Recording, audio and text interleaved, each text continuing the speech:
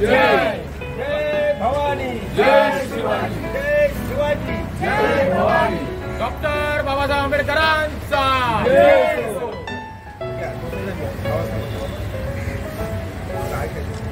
एकच आहे.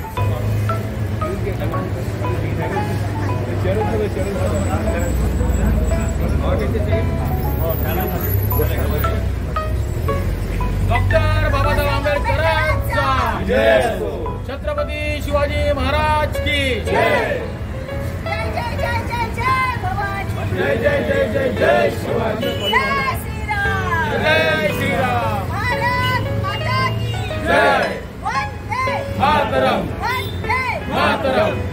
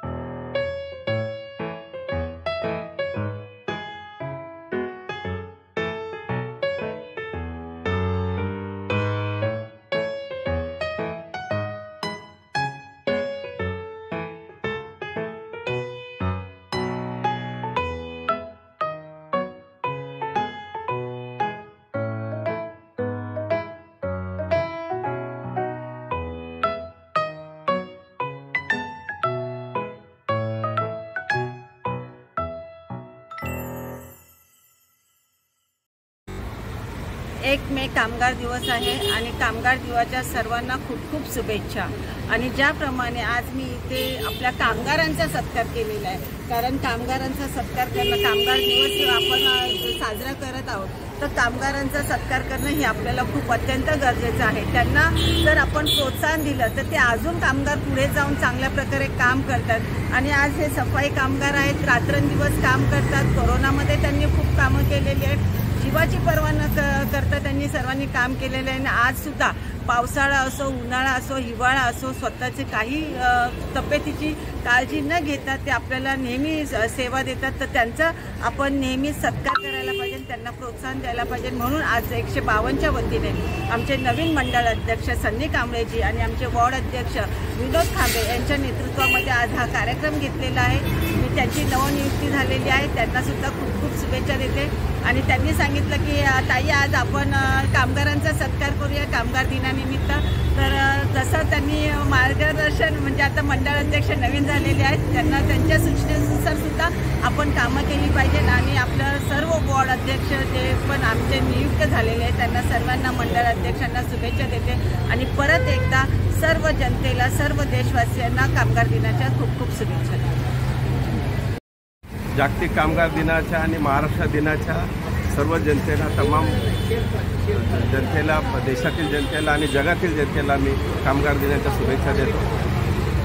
आपल्याला माहिती आहे की 1 मे 1881ला शिकागो शहरात 8 तासाचा कामाचा दिवस हवा म्हणून त्या ठिकाणी फार मोठा मोर्चा शिकागो शहरात निघाला आणि तिथले असलेल्या दडपशाहीच्या, हुकुमशहाच्या सरकारने त्या कामगारावर गोळीबार केला आणि त्यात आपण बघितलं की शिकागो शहरात कामगाराच्या रक्ताचे पाट वाहिले। आणि तेव्हापासून हा कामगार दिन म्हणून, जगात कामगार दिन म्हणून आपण साजरा करतो। आजचा हा दिवस वास्तविक कामगार चळवळ, कामगारचं जीवनमान कोणत्या टप्प्यावर आलं आहे याचा आढावा घेण्याचा सुद्धा हा दिवस आहे।